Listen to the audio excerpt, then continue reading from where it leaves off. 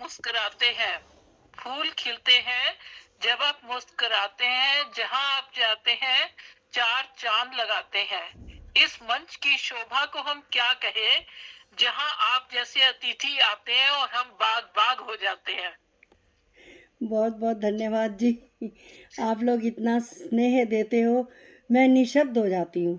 मुझे समझ नहीं आता कि मैं आप लोगों का धन्यवाद कैसे करूँ और किस तरीके से मैं आपको कहूँ कि ये सब चीज़ें जो है ना, ये ईश्वर के लिए ठीक होती हैं। हम जैसे और आप जैसे प्राणियों के लिए ठीक नहीं होती। हम लोग तो बस एक छोटे से सेवक हैं परमपिता परमात्मा के, या ईश्वर के, या स्वामी दयानंद के, जो इस कार्य को आगे बढ़ा रहे हैं। और सबसे बड़ी बात तो ये है कि हम लोग स्वार्थी हैं। स्वार्थी मतलब इन द सेंस कि हम अपना भला कर रहे हैं, हम अपनी आत्मा को उठा रहे हैं, हम अपने आप को आगे लेकर जा रहे हैं। सबसे बड़ी बात तो ये है। तो बहुत बहुत धन्यवाद। दीदी, ये स्वागत, हम भी स्वार्थी हैं। हम ये स्वागत आपके रूप में, आपके अंदर जो हमारा ईश्वर सबके कण कण में व्यापक है, छुपा हुआ है, हम उसको स्वागत करते हैं। जो हर जीव के अंदर छुपा हुआ ईश्वर, हम उसी को ही नमन करते हैं और स्वागत उसी का ही हम करते हैं। लेकिन वो है शरीर आपके में, इसलिए आपका ही स्वागत हो रहा है। धन्यवाद जी, धन्यवाद हाँ जी। चलिए, हाँ, अब का हमें जितना स्वागत किया जाए थोड़ा है। इस महान विभूति का जितना स्वागत किया जाए उतना ही थोड़ा है। ये मेरी हाँ जी, चलिए। ठीक है जी। अब रचना दीदी, आप शुरू कीजिए ताकि समय बहुत हो चुका है अभी। ओम। जी। सभी को सादर नमस्ते। मैं आज आपके समक्ष एक वेद मंत्र की व्याख्या रखूंगी, क्योंकि भावना जी का ये अनुरोध था कि वेद मंत्र भी हमें आने चाहिए। वेद मंत्र हम और व्याख्याएं बहुत सुनते रहते हैं, बहुत लेक्चर हम सुनते रहते हैं, लेकिन वेद मंत्रों के प्रति भी हमें थोड़ा सा झुकाव होना चाहिए, ताकि जब भी हम कोई वेद मंत्र बोलें तो हमें उसका अर्थ पता होना चाहिए।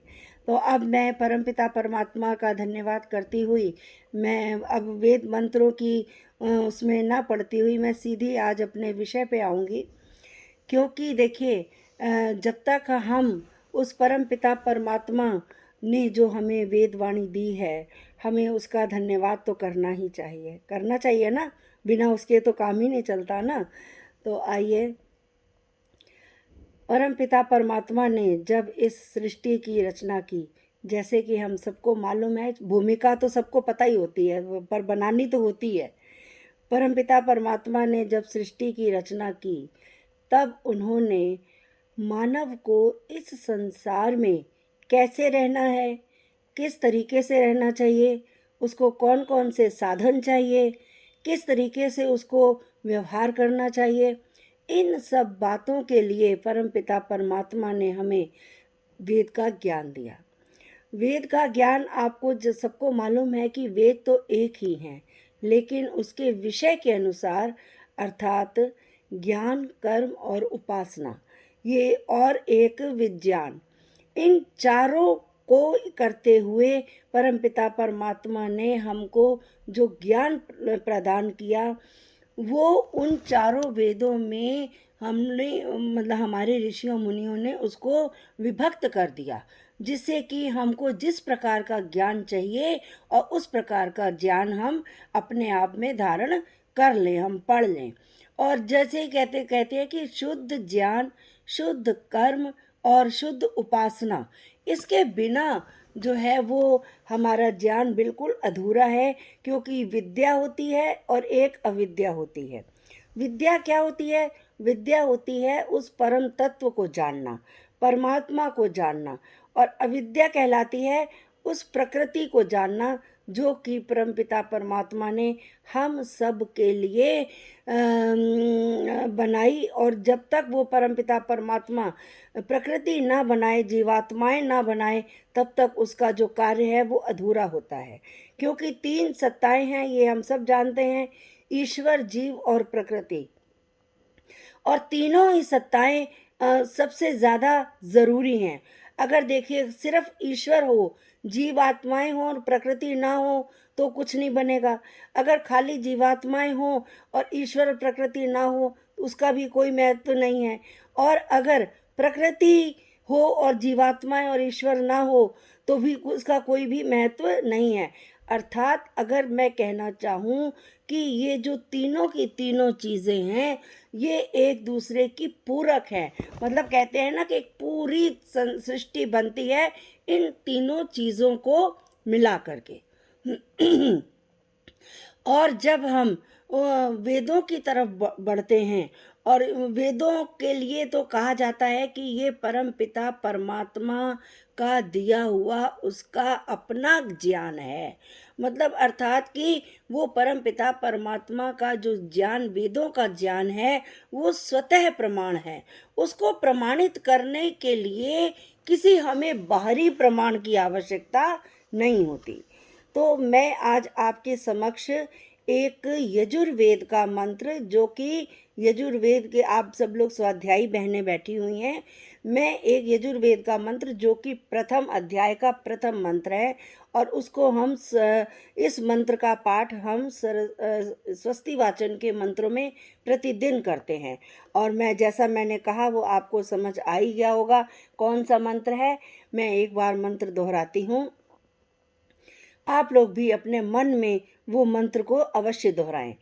ओम ईशे तूर्जे त्वा वायवस्थ देवो वः सविता प्रार्पयतु श्रेष्ठतमाय कर्मण्य आप्याय धमगन्या इंद्राय भागं प्रजावतीरणमीव अयक्षमा मावस्तेन ईशत माघशंसो ध्रुवा अस्मिन् गोपतौ स्यात् ववहीर्यजमानस्य पशून्न पाहि। बहुत ही अच्छा मंत्र है, बहुत ही सुंदर हमें ये मंत्र जो है वो संदेश देता है। इस मंत्र में भक्त का और ईश्वर का आपस में संवाद चलता है। देखिए, हम सब लोग यहाँ पर इस सृष्टि में आए हैं, तो हमारा लक्ष्य क्या है? परमपिता परमात्मा की प्राप्ति, जो कि मैं अपने हर एक प्रवचन में बोलती हूँ कि हमें इस लक्ष्य को नहीं भूलना है कभी भी, कि परमपिता परमात्मा को प्राप्त करना ही हमारे जीवन का लक्ष्य है। तो परमपिता परमात्मा को हम कैसे प्राप्त करेंगे? एक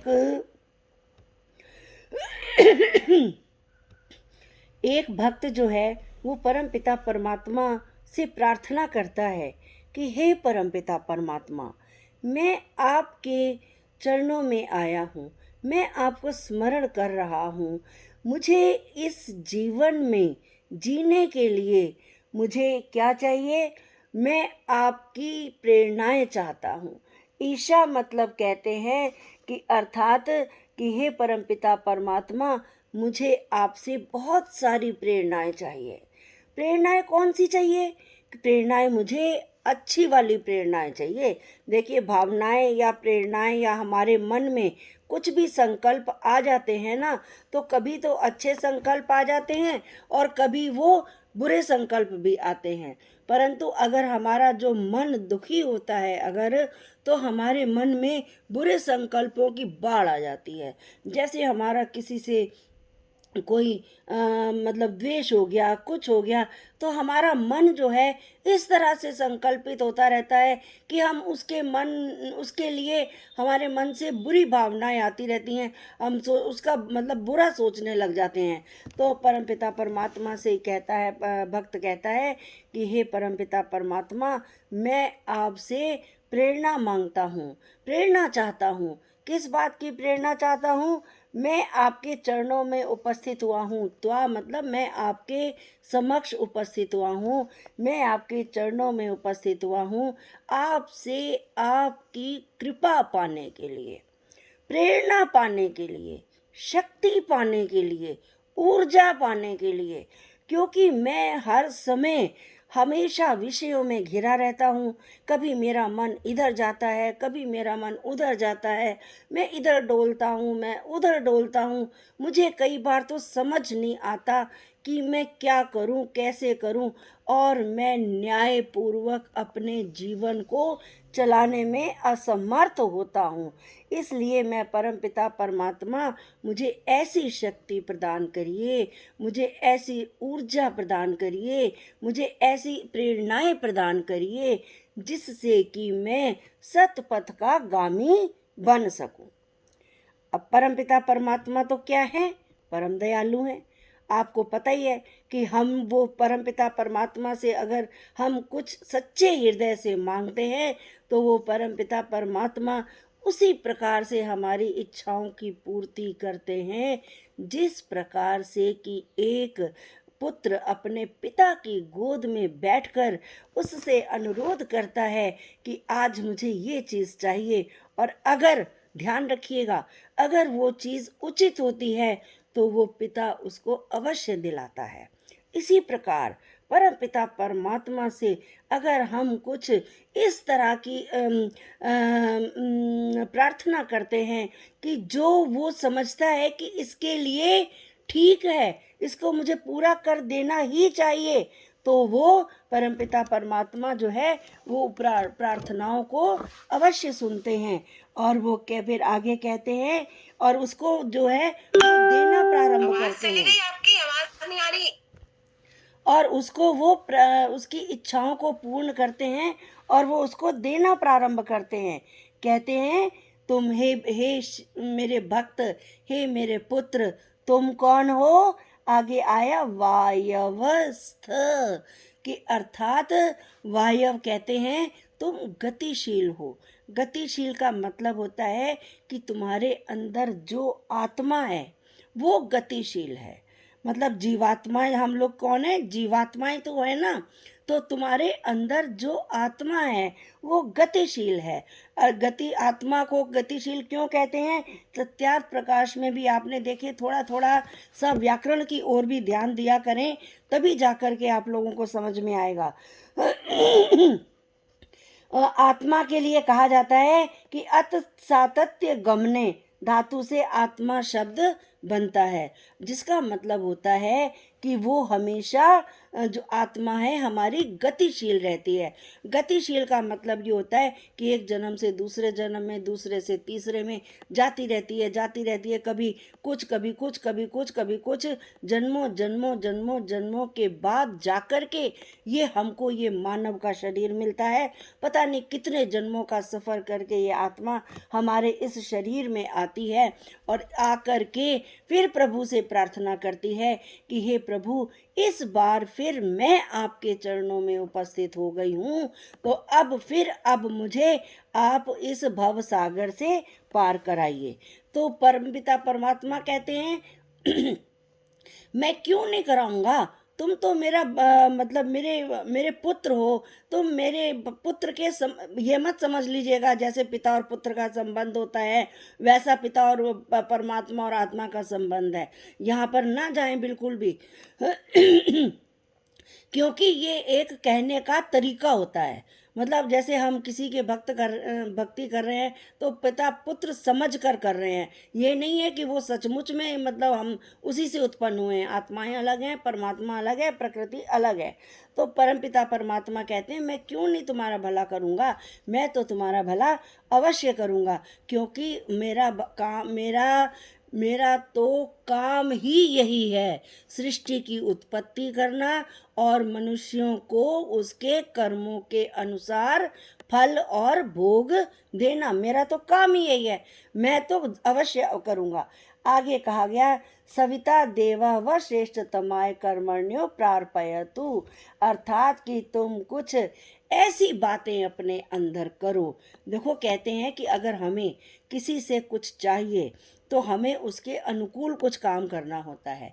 जैसे अगर ये अपने संसार में ही देख लीजिए, अगर पुत्र को पिता से कुछ चाहिए या शिष्य को अगर अपने अध्यापक से कुछ चाहिए, तो वो उसके अनुकूल काम करता है, उसकी मर्ज़ी से काम करता है। कहते हैं जब तक उसको खुश नहीं करोगे तो सामने वाला जो है वो उसके अनुसार काम नहीं करेगा। 2 मित्रों में भी ऐसा ही होता है। जब मित्र आपस में एक दूसरे की बात मानते हैं, उसकी अनुकूलता में रहते हैं, तो जो होती है वो एक दूसरे की बातों को माना जाता है और तब जाके वो काम होता है। तो इसी प्रकार से वो ईश्वर उसको कह रहे हैं कि अब तुम अपने अंदर ऐसी भावनाएं पैदा करो, ऐसी इच्छाएं पैदा करो कि जो विद्वान लोग हैं। देखिए सविता शब्द आया यहाँ पर। सविता के बहुत सारे अर्थ होते हैं। एक शब्द अर्थ होता है उत्पत्ति करने वाला, एक अर्थ होता है सूर्य, और एक अर्थ होता है प्रेरणा देने वाला।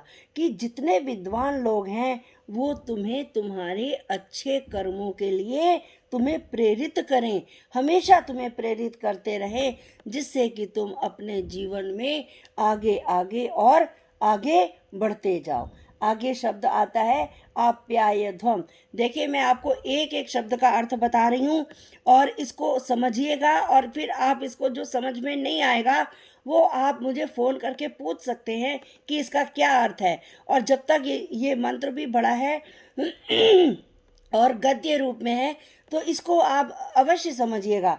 तो आगे अर्थ आया है आप्यायध्वम। इस प्रकार तुम प्रतिदिन बढ़ो। आप्याय मतलब आगे बढ़ो।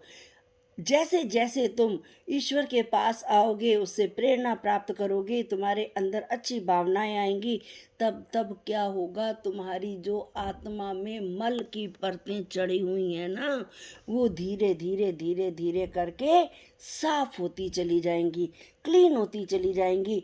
और फिर जब तुम ये आगे बढ़ते जाओगे तो फिर तुम अपने कर्मों, क्योंकि देखो तुम हो तो क्रियाशील हो ना, तुम कोई आराम से बैठने वाले तो हो नहीं।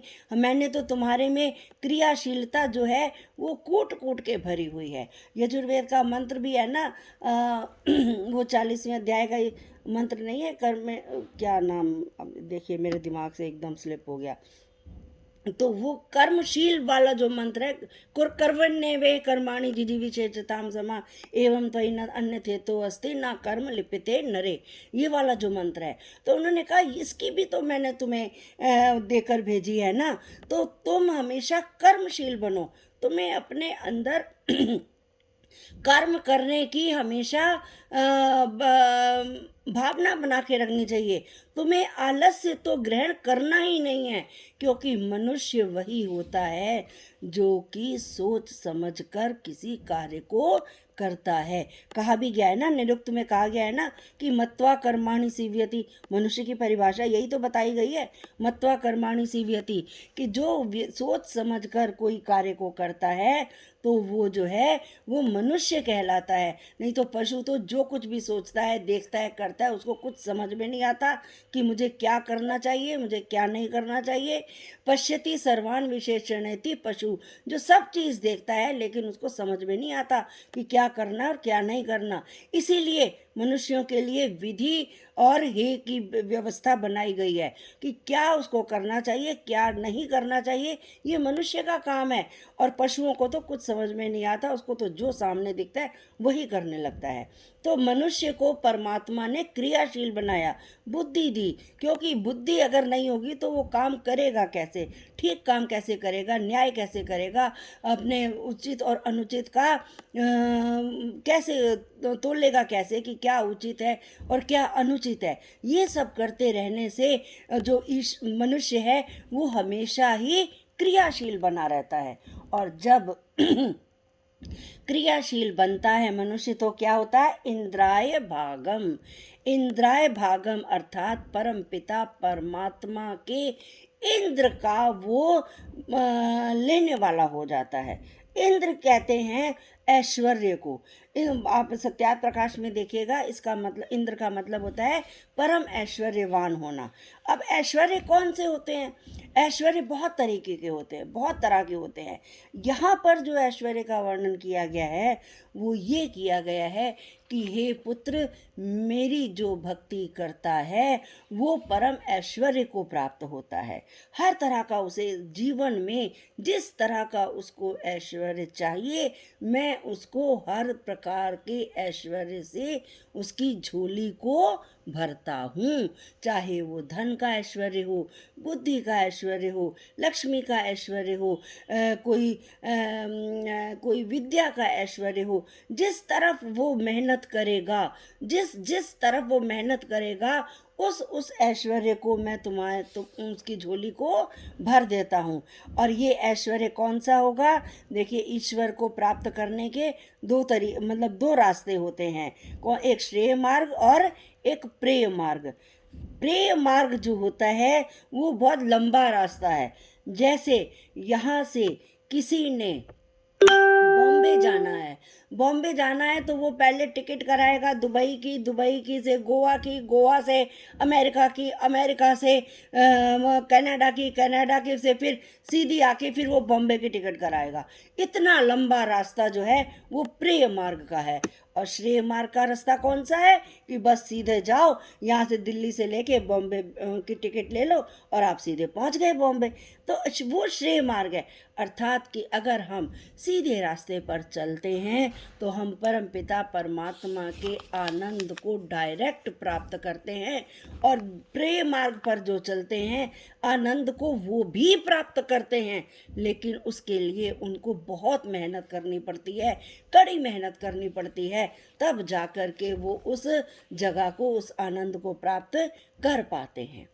फिर आगे कहा गया कि आप जो अगर तुम मेरे श्रेय मार्ग पर चलोगे और मेरे सीधे रास्ते पर आओगे, मुझे अंतर मन से तुम मेरी सच्ची भक्ति करोगे, तो उसके बहुत सारे फायदे हैं।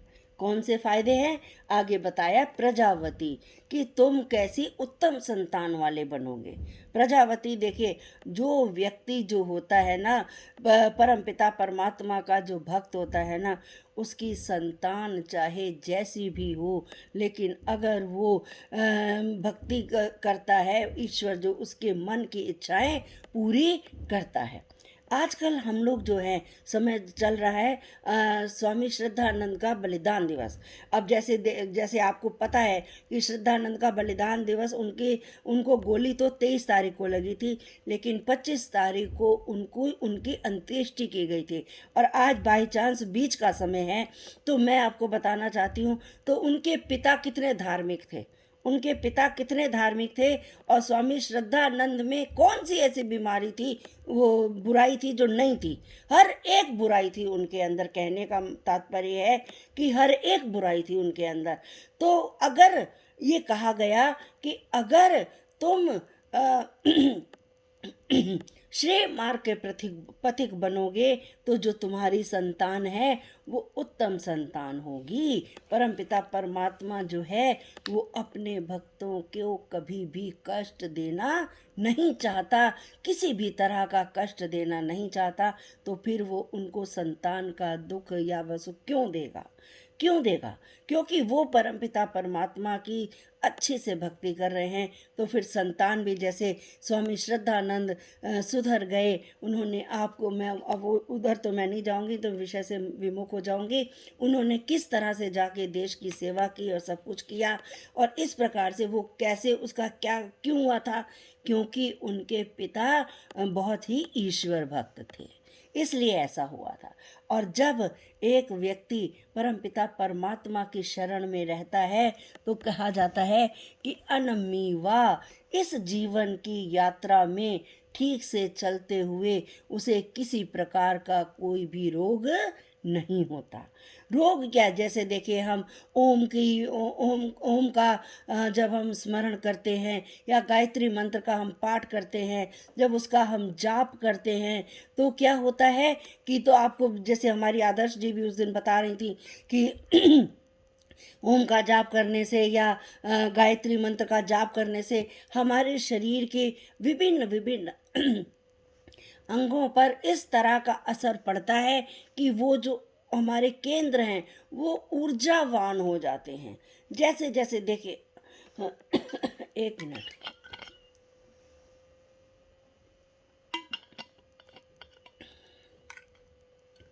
परम पिता परमात्मा का ध्यान करने से जो हमारे जीवन में, हमारे शरीर में जो 8 चक्र हैं वो केंद्रित, वो ऊर्जावान होते हैं।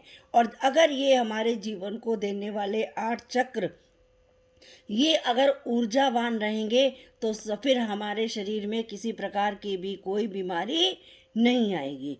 और अयक्षमा अर्थात कि तुम्हें किसी प्रकार की कोई जो जान लेने वाली बीमारियां होती हैं, हैजा या कुछ, अब ये तो भाई आजकल जो कोरोना चला हुआ है वो भी देखिए, अब कह तो नहीं सकते, जो भी है वो तो खैर अब आजकल एटमॉस्फेयर में ही है, वो हवा में ही है या जो कुछ भी है। तो किसी तरह से कहते हैं कि इस तरह से परम पिता परमात्मा का जो ध्यान करते हैं ना, वो उनको इस तरह की भी कोई बीमारी, जानलेवा बीमारियां नहीं होती। आगे कहा गया माँ वह स्तेन ईशत, स्तेन तुम्हारा ईश ना बन जाए, अर्थात कि श्रम के धन से, जो श्रम से तुम धन कमाओ वो तुम्हारा वो तुम्हें कमाना चाहिए। तुम्हें अच्छे मतलब ईमानदारी का धन कमाना चाहिए। इससे माँ व स्तेन ईश्वर, माँ मतलब नहीं, वह मतलब तुम्हारा, स्तेन मतलब चोरी वाला जो धन है वो तुम्हें अपने अंदर नहीं लेना है, तुम्हें ईमानदारी का धन लेना है। और जब तक तुम ईमानदारी, कहते हैं ना ईमानदारी का धन जो होता है वो कई वर्षों तक टिकता है। और नहीं, अगर जो चोरी का, कहते हैं चोरी का धन इधर से कमा और मोरी में गया, चोरी का धन मोरी में गया, अर्थात कि वो पता ही नहीं चलता कि कब हमारे हाथ से फिसल जाता है। और फिर आगे बताया गया, और इस धन को, और फिर बताया गया कि तुम इस धन को कमा के, जब चोरी का धन होता है ना, जब हमारा मतलब दूसरे रास्तों से आया हुआ जो धन होता है वो हमें वो भी गलत रास्ते पर ले जाता है। अगर हमारा ईमानदारी से कमाया हुआ धन होगा तो हमारा, अगर वो धन, उस धन को हम खर्चने में भी मतलब बड़ी हिसाब से खर्चेंगे, जहाँ ज़रूरत होगी वहाँ खर्चेंगे। अगर अनाप शनाप धन हम ले भी लेते हैं तो इधर से वो मतलब केयर नहीं करते, जहाँ कहीं भी कैसे भी उसको खर्च कर देते हैं।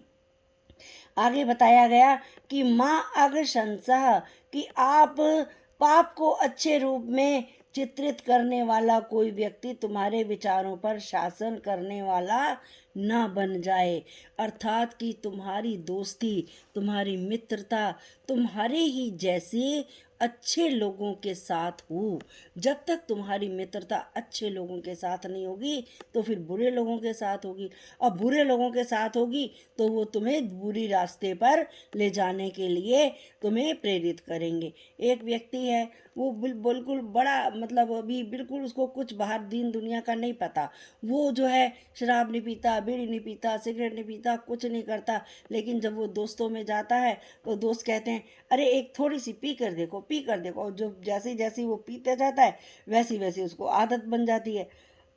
अर्थात कि उसको जो है अपने हिसाब से मतलब अच्छी तरह अच्छी आदतों को अपने में अपनाना है, अपने आप स्वयं उसको अपने ऊपर नियंत्रण रखना है। अपने आप का नियंत्रण, उसका जो रिमोट है उसके खुद के हाथ में होना चाहिए। उसको अपने जीवन का रिमोट किसी और को नहीं पकड़ाना चाहिए। और जब वो पकड़ाएगा नहीं तो क्या होगा, आगे कहा ध्रुवा अस्मिन गोपतौ स्यात्, इस गोपति में मतलब इस देखो यहाँ पर ध्रुवा अस्मिन गोपतौ आया, गोपतौ का मतलब होता है हमारी, देखिए गो कहा गया, हम इंद्रियों को भी गो कहा जाता है और वेदवाणी को भी गो कहा जाता है। अर्थात कि तुम अपनी इंद्रियों के स्वयं मालिक बनो। तुम्हारी जो इंद्रियां हैं वो तुम्हारे वश में रहनी चाहिए, वो इधर उधर नहीं जानी चाहिए, भटकनी नहीं चाहिए। और जब तक इंद्रियां तुम्हारे हाथ में रहेंगी, तुम्हारे वश में रहेंगी, तो फिर तुम अपने आप से ही जीवन के अपने सारे निर्णय लेने वाले बनोगे। और नहीं, अगर तुम ऐसे लेने वाले नहीं बने तो तुम रास्ते में भटकते रहोगे, और जब तुम भटकोगे तो क्या होगा? यही हाल होगा जैसे कि इंद्रियाणाम विचरताम विश्वेषु पहारिषा संयमे यत्नमा तिष्ठेत विद्वान वान्ते वाजिनम। श्री कृष्ण ने गीता में कहा कि जब तक तुम इंद्रियों को अपने वश में नहीं करोगे, तब तक वो ऐसे ही घूमेंगी, कभी किधर जाएंगी कभी किधर जाएंगी, और वो तुम्हारा बहुत नुकसान करेंगी। तुम्हें इंद्रियों को ऐसे ही अपने वश में रखना है जिस प्रकार से एक सारथी अपने घोड़े को वश में रखता है और उसके रथ को ठीक से चलाता है। तो इस प्रकार से हमें इंद्रियों को, अपने जीवन रूपी रथ को चलाने के लिए हमें अपने घोड़ों को, इंद्रियों रूपी घोड़ों को अपने वश में रखना चाहिए। अगर हमने इनको ढील दे दी, अगर हमने इधर उधर उसको कर दिया, तो फिर ऐसा ही होगा कि चलती चाकी देखकर दिया कबीरा रोए, दो पाटन के बीच में साबुत बचा न कोई। अर्थात कि हम बड़े कंफ्यूज से रहेंगे, हमें पता ही नहीं चलेगा कि हम ईश्वर की भक्ति कर रहे हैं या हम माया में, संसार में भटक रहे हैं, इधर उधर भटक रहे हैं, कैसे भी कर रहे हैं, तो वो जो हमको पता नहीं चलेगा। तो इस प्रकार से हमें, जब हम अपने इंद्रियों को अपने वश में रखेंगे, मन को अपने काबू में रखेंगे, तब जा कर के हम संसार रूपी यात्रा को अच्छे से कर पाएंगे।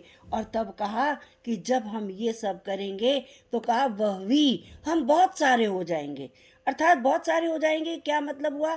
कि हम संसार में अनेक तरह से प्रयोगी हो जाएंगे। हम जैसे कुछ भी करेंगे तो हमें लोग पसंद करेंगे, हमें अच्छे से लोग कहते हैं ना, जैसे ईश्वर को कहा जाता है ना, ईश्वर जब सृष्टि बनाता है ना, तो जब उसके मन में आता है कि एको हम बहुश्याम, कि मैं एक से बहुत हो जाऊं, कि मैं एक से बहुत हो जाऊं, मतलब कि मैं इतने सारे आत्माओं में बसने लग जाऊं कि मैं एक से बहुत हो जाऊं। इसी प्रकार से जब हम इंद्रियों को अपने वश में करेंगे, अपने आप से रहेंगे, तो हमें बहुत से लोग जो हैं चाहने वाले हो जाएंगे, हमसे लोग बहुत प्यार करने वाले हो जाएंगे। तो जो हमारा अस्तित्व होगा, हमारा जो जीवन होगा, वो सिर्फ हमारे में ही, हमारे लिए ही नहीं होगा, सबके लिए उपकारी हो जाएगा। कोई हमसे कुछ भी कहेगा, कैसे भी कहेगा, हम उसकी सहायता करेंगे।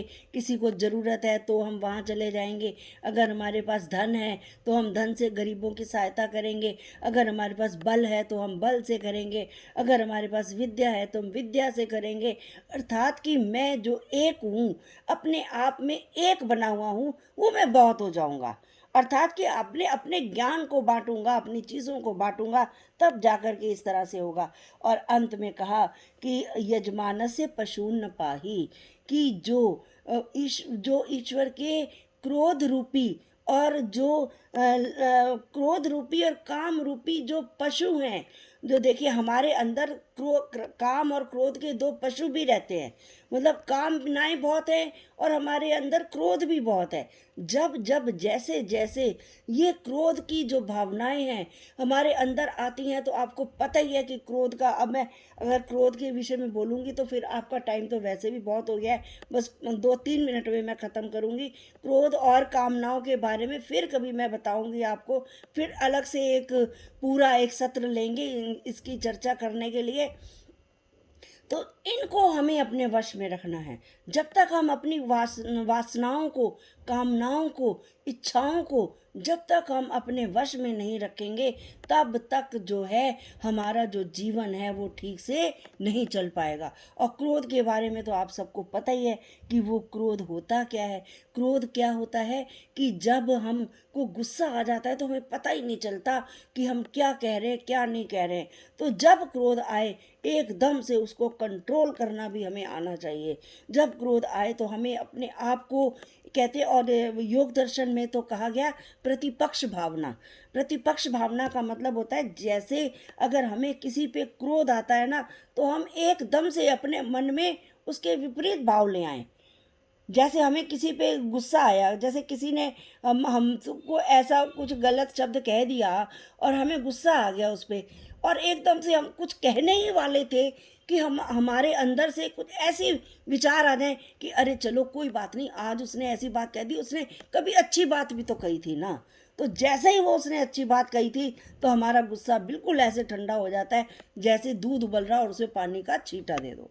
तो वो जाकर के इस तरह से क्रोध जो है वो हमारा समाप्त हो जाता है। तो इस तरह से कहते हैं कि परम पिता परमात्मा का जो चीज़ें हैं, हमें अपने क्रोध रूपी और जो हमारे कामनाओं को रूपी है ना, इन पशुओं को अपने अंदर संभाल के रखना है।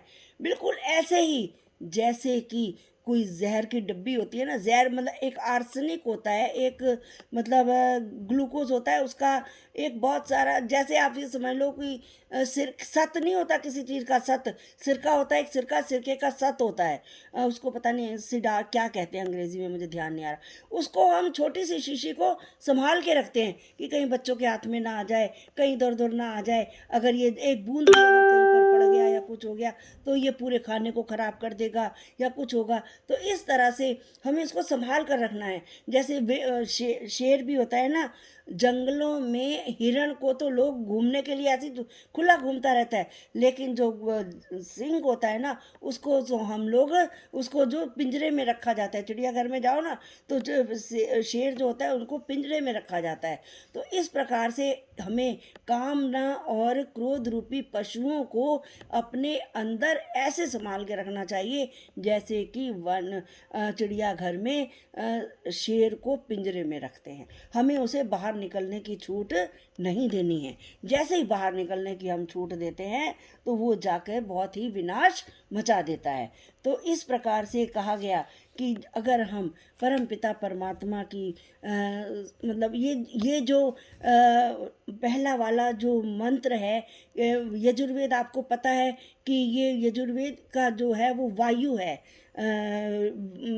देवता जो नहीं, वायु क्या बोलते हैं उसको, हाँ मतलब वायु गतिशीलता, कर्म करने का, कर्म कहना चाहिए कि कर्म जो है वो इसका देवता है कि हमें किस प्रकार से इसको कर्म में लाना चाहिए। यजुर्वेद कर्म की पूरी व्याख्या करता है शुरू से लेकर आखिर तक। तो पूरे हमें कर्मों जीवन में किस प्रकार से कर्म करने चाहिए, चाहे हम ब्रह्मचारी में हो, गृहस्थ में हो, वानप्रस्थ में हो, संन्यास में हो, सारे आश्रमों के कर्मों का पूरा वर्णन इस मंत्र में किया इस वेद में किया गया है। और इस मंत्र में जो कहा गया, मतलब ये कहना चाहिए कि ये जो मंत्र है पूरा का पूरा इन वेद में, पूरे वेद में क्या वर्णित है, पूरे के पूरे चीज़ों को इस मंत्र में बताया गया। और ये मंत्र जो है बहुत ही उपयोगी है। इस मंत्र का देवता भी सविता है। सविता अर्थात परमपिता परमात्मा, जो कि सृष्टि को उत्पन्न करता है और अच्छे से उसकी रक्षा करता है, प्रेरणा देता है और हम सबको उन्नत मार्ग पर चलने के लिए अग्रसर भी करता है।